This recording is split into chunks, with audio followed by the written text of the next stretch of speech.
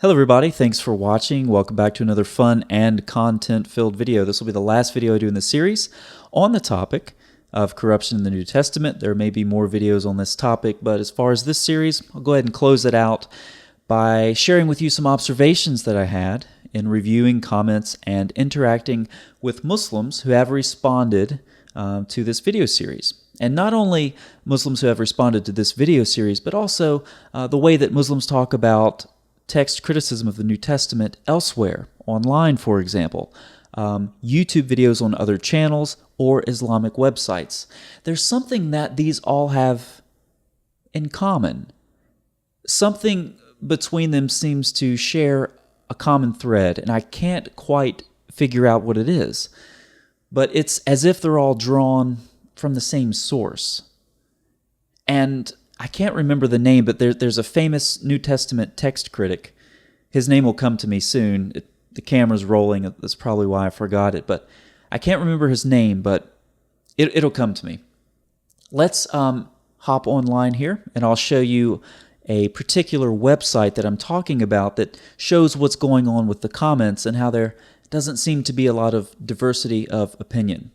So this is an article, and this is a really bad write-up on John 3:16. But anyway, we scroll down, and this is the page where there are some sources that are finally cited. You can see the numbers here.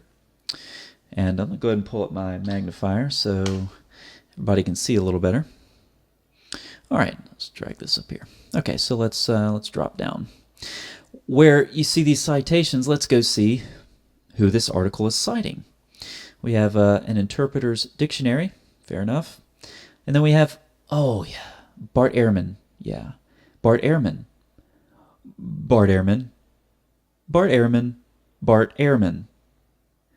Bruce Metzger. Okay, so somebody not Bart Ehrman, but they only made it to the introduction, page 1. You don't want to get too far into someone's work who doesn't agree with your perspective, because then you might find some objection that you can't deal with. So Let's not have that. Let's not go past the introduction. Bart Ehrman.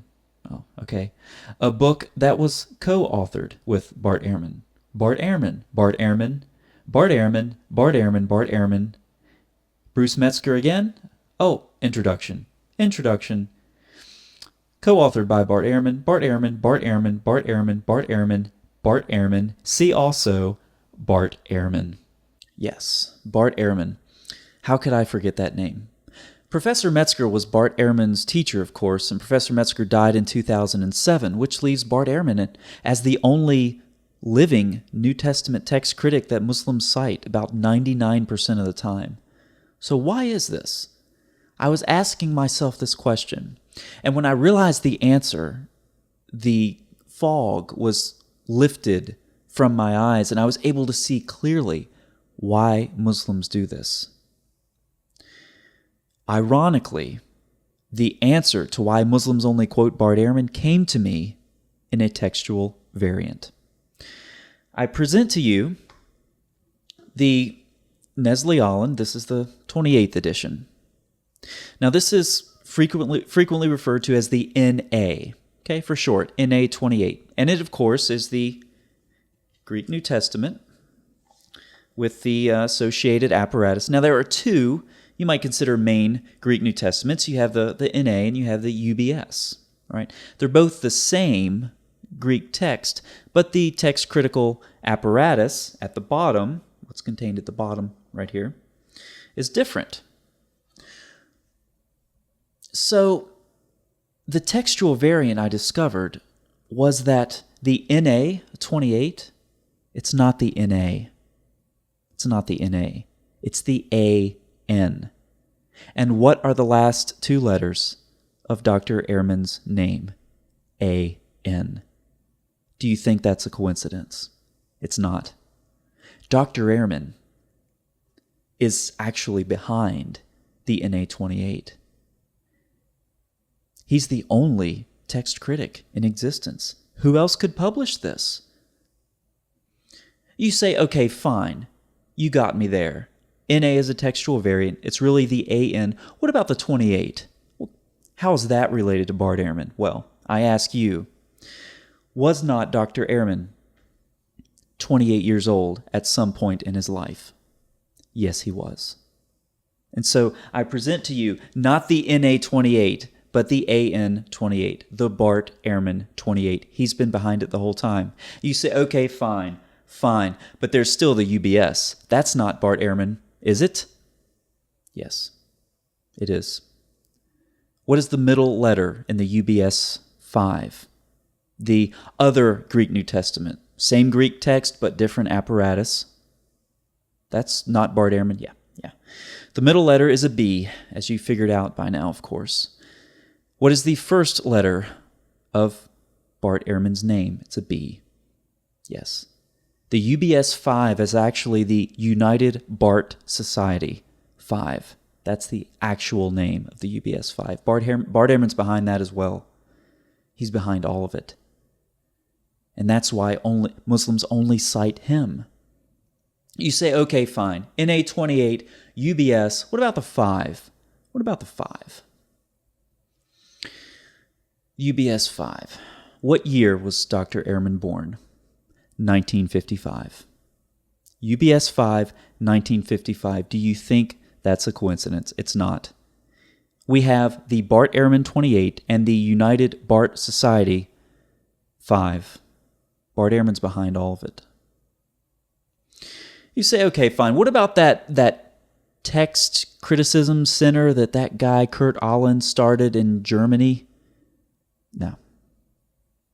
That was Bart Ehrman too. Bart Ehrman founded the premier institute for New Testament text criticism. That was Ehrman. You say, okay, wait. That was founded in 1959. Bart Ehrman was born in 1955. He was 4 years old. What does that mean? That can't be right. Yeah, it can. And I'll tell you how. What that clearly means is that Bart Ehrman was doing New Testament text criticism when he was 4 years old. Bart Ehrman's behind everything. That's why he's all Muslims. That's why Muslims refer to him exclusively. There's nobody else. And as I began realizing this is why Muslims cite Bart Ehrman. He's been behind all of it from the start. As this realization set in, I realized that this guy is busy. He is busy. Millions of pages of handwritten Greek New Testament manuscripts to maintain. He has the text critical apparatus of the NA28, future editions coming out.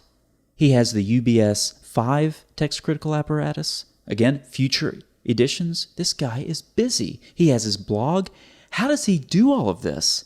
But there's more. Some of you may have heard of the coherence-based genealogical method. That's a new method of New Testament text criticism that's been in the works for several years. It's not what it stands for. You've already figured it out, haven't you? It's the coherence-Bart genealogical method. That's right. Bart Ehrman, again, is at the forefront. Only place he can be because he's the only New Testament text critic. He has got a lot going on. He's at the forefront of everything. He's behind everything. He is New Testament text criticism, and there is no one else. Now, you may be shocked, because the thing that got me the most about this was how busy this man is. How does he do all of this? He teaches, as far as I know, he still teaches, the blog, the NA28, the UBS 5, Coherence, Bart, Genealogical Method. He still has time to do YouTube video interviews, believe it or not. He does. And I hope I haven't given this away. I really hope I haven't. But if you were a Muslim and you wanted to interview, I haven't given it away. If you're a Muslim and you want to interview, let's just say, a New Testament text critic for your channel, Muslim by Choice, on YouTube, and you want to interview a New Testament text critic, who do you think, I hope I haven't given this away, who do you think you would interview? You don't know, do you? I'll tell you. Bart Ehrman. Let's see what Bart Ehrman has to say.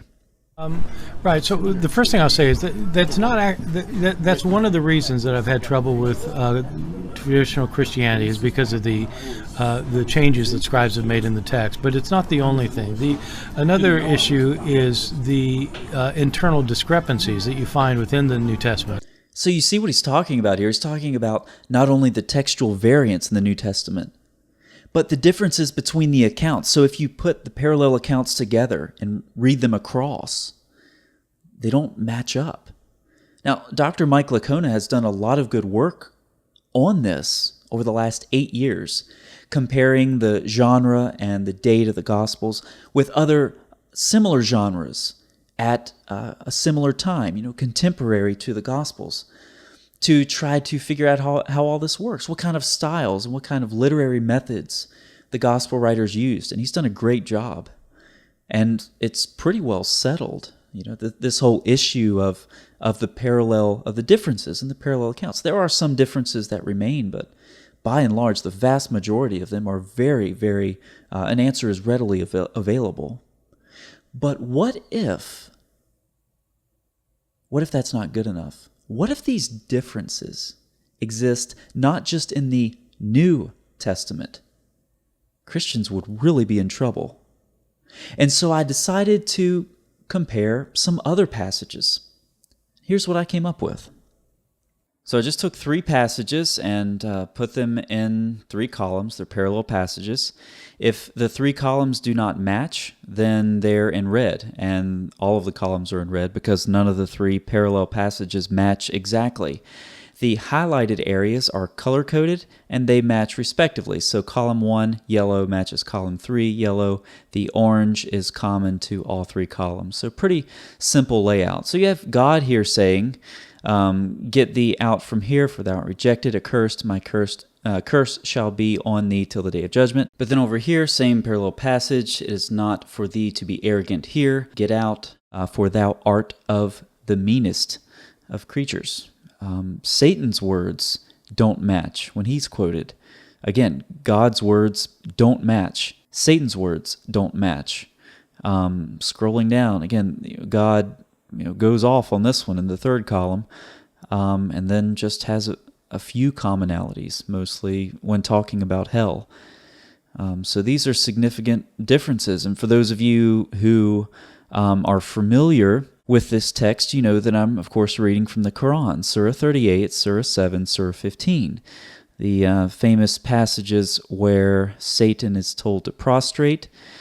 Well, depending on what text you read, Allah either says, what prevents thee from prostrating thyself to one whom I have created with my hands? Art thou haughty?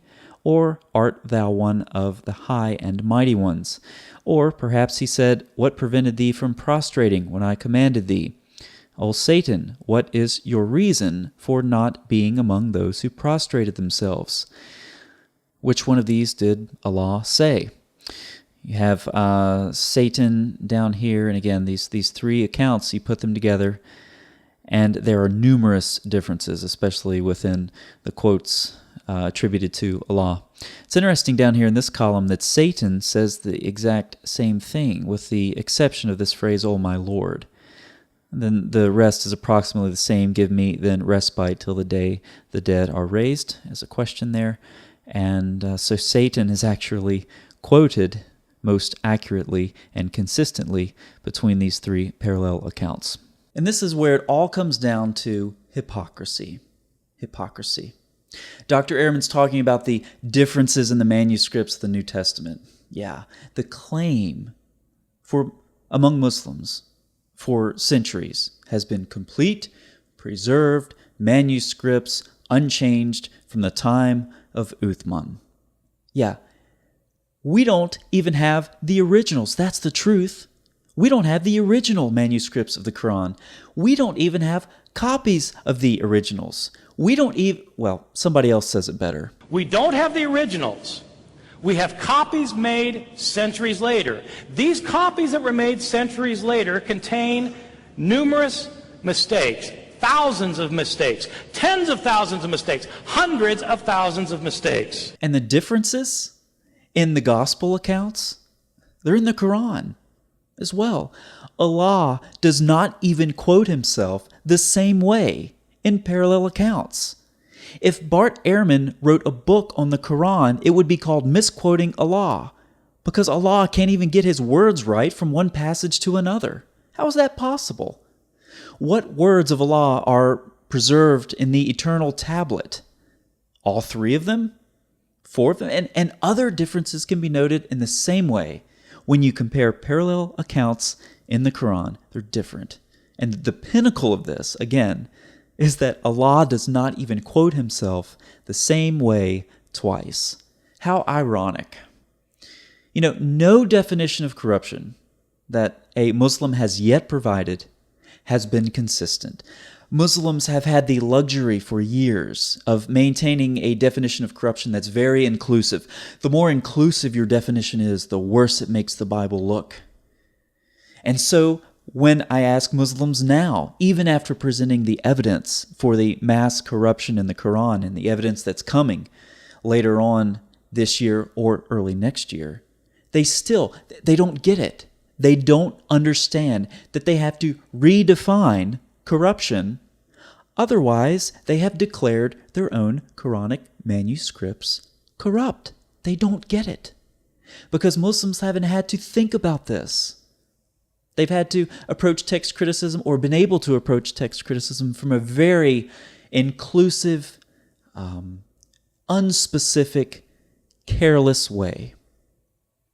The exact way that text critical scholars do not approach the issue. And now that it's being applied to the Quran, they have no idea how to cope with it. They don't. They can't be consistent. And then you get a video like this on Muslim by Choice, and all the Muslims are commenting, Subhanallah, yeah. The differences that Muslims love to talk about in the Gospels, yeah, they're in the Quran too. And it's even worse than the Gospel, because the Gospels are accounts that are shaped by the Gospel writers. They're biographies. In the Quran, you have direct quotes from Allah in the same context, the same event, and he can't even get it right twice. It's ironic that the words of Satan, particularly, match the closest. Only the difference between one little phrase and those comparisons on that particular verse that I showed you.